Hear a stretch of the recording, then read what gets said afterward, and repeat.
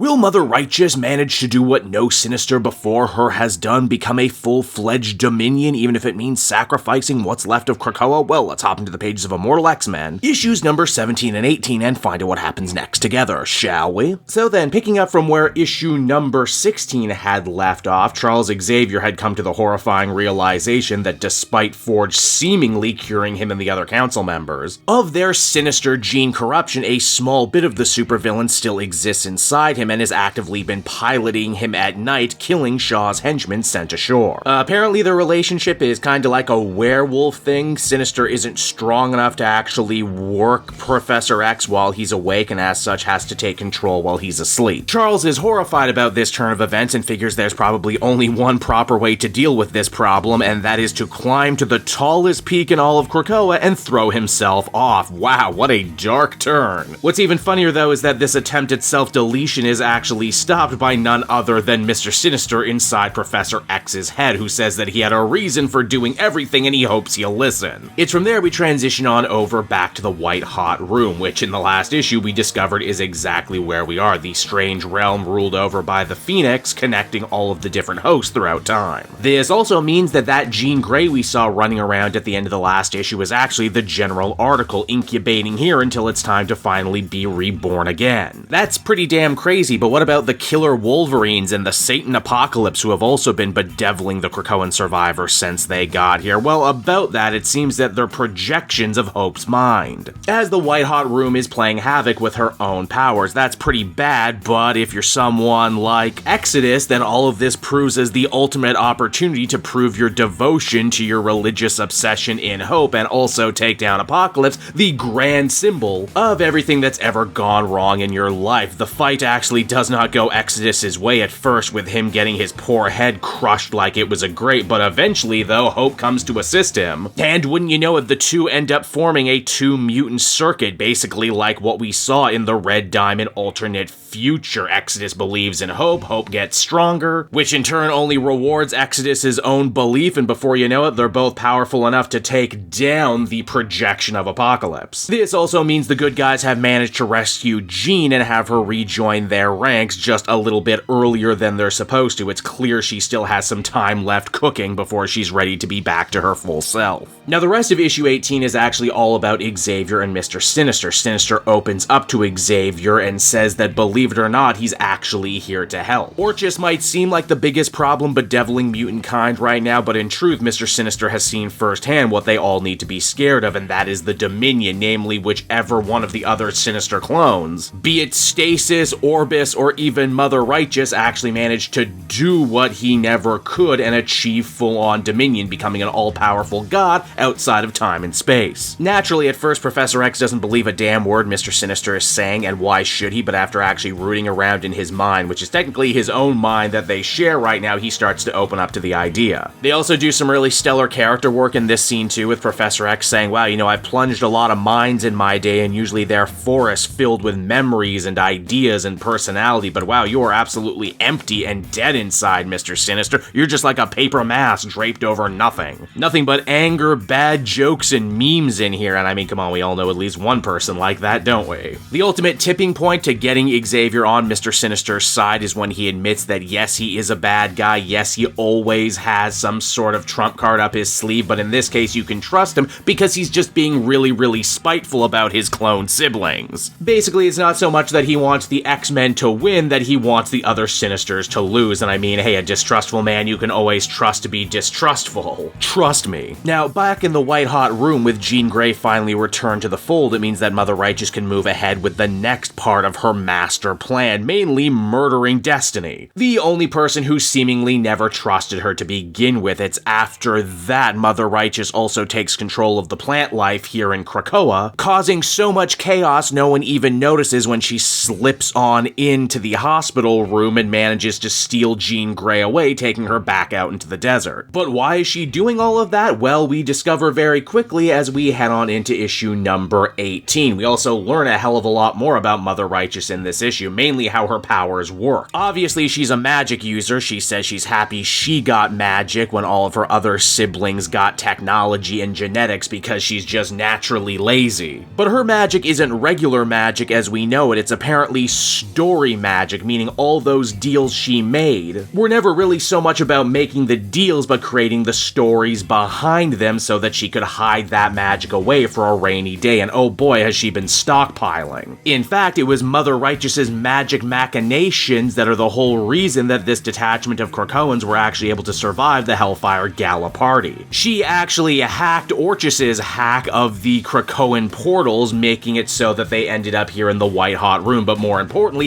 that all the surviving mutants would owe her a favor and have a hell of a story to tell. Oh, but it gets better. This isn't even the real Mother Righteous we've been dealing with this whole time. It's a homunculus that Righteous had created with her magic powers, one that actually carried mutant DNA, and as such would be able to enter the room. Now that's a hell of a revelation, but believe it or not, the hits just keep on coming. We check back on in with Professor X and his dark passenger Mr. Sinister as they infiltrate an Orchis military site on Muir Island. This is where Sinister was working on his Moira circuit so that he could manipulate time and eventually create the Sins of Sinister timeline. It's also where he backed up all the info on the Dominion and everything he'd been working on. Xavier and him managed to dig through the files and they end up finding some pretty interesting stuff, mainly that whole Red Diamond timeline wasn't even the first time that Mr. Sinister was beaten to the punch at becoming a Dominion. Apparently there are other failed timelines out there that got rebooted wherein Stasis and even Orbis had managed to get the job done. Xavier questions if the Dominion is so great and so powerful, how do they know that it hasn't already happened somewhere out there? And Mr. Sinister says that he's working under the theory that if the Dominion had been created by one of the Sinisters, they'd all be dead already. They also learned that out of all the Sinisters, the only person who has yet to make an attempt at becoming a Dominion is, yeah, you guessed it, Mother Righteous, which is the whole reason she brought everyone to the White Hot Room to begin with. You see, as Righteous explains, mutant power, when it gets strong enough, is basically indistinguishable from magic to begin with, and she always viewed the White Hot Room as a great blank page wherein she could write her ultimate story. Of course, why use ink when you can use blood? Because blood magic is all the rage. This is why Mother Righteous has kidnapped Jean right now with hopes of taking her to the highest level of the White Hot Room and kill her in order of achieving her ultimate happy ending wherein she becomes a Dominion. Luckily, Destiny, Exodus, and Hope manage to make the scene and try and rescue her. Destiny also goes out of her way to open up to the other heroes about everything she learned about the Red Diamond timeline. She was afraid to say anything before, back when they were in regular reality, because even just knowing about this twisted future stuff could very well affect time and space, but considering that they're not really in time and space at the moment, I guess it's okay to tell them. The heroes fight valiantly against a bunch of storybook monsters that are summoned by Mother Righteous, but ultimately they're too late. She writes out her great paragraph, only instead of instantly becoming a Dominion, something rather interesting happens. The very pages of the book start turning on Mother Righteous before the words light on fire, and she's told that for a master of stories, she probably should have known that stories like this always end up having twist endings. Yeah, that's right, everyone. The power of the Phoenix Force and the White Hot Room basically note Mother Righteous out of her ultimate goal, and Destiny then kicks the crap out of her too, just for good measure. But wait a minute, you're all probably thinking to yourself, if Mr. Sinister didn't become a Dominion and Mother Righteous didn't become a Dominion, then who exactly did? Well, guess what? We've been hearing their voice this whole time in the narration. That person is ultimately revealed to be the original Nathaniel Essex, the one who created the clones in the first place as to better understand the nature of the universe and how to become a Dominion. Ultimately, Essex decided that all of his clone children are wrong, and the only way you're going to stop the coming of the singularity, the rise of the computer brain, is if you become a better computer brain first. Yes, that's right, everyone. All the different Sinister clones' failed attempts at godhood actually feed a massive AI engine called the Enigma. And what's Enigma's symbol? Well, keeping with the playing card theme, it's a crown, a king amongst all the other suits. And so that was Immortal X-Men issue number 17 and number 18, everybody, and I gotta say I'm really glad I read these two issues back to back because they actually have way more punch when you do so. Hats off to Gillen for doing such a good job building up Mother Righteous as this foe with her fingers in so many different pies and so devious, only to have her fall be that much more satisfying. Even though in fairness she's not really done, she just lost the element of surprise. Professor X's journey continues to impress too. We really do see him at his darkest, lowest moment here, only to be saved and ultimately get his head put back into the game by Mr. Sinister, the last person who you would probably expect. Also, good job too circling back to the whole Dominion stuff. Orchis was such a big threat for so long. I had truly thought for a second there they might might have forgotten the Dominion stuff, which should have been sad because they set up the Dominion as a threat all the way back during Hawks and Pox. Overall, taken together, I would give these 2 issues a very strong 9 out of 10. Obviously, this Fall of X era is coming to an end sooner than we think, as the X-Men are rising again from the ashes, and I'm happy to see Gillen and Duggan and all the other X-Men creators here still have some great final cards to play and some last big surprises to lay on us before it's all over. I would give this one a well-deserved 9 out of 10.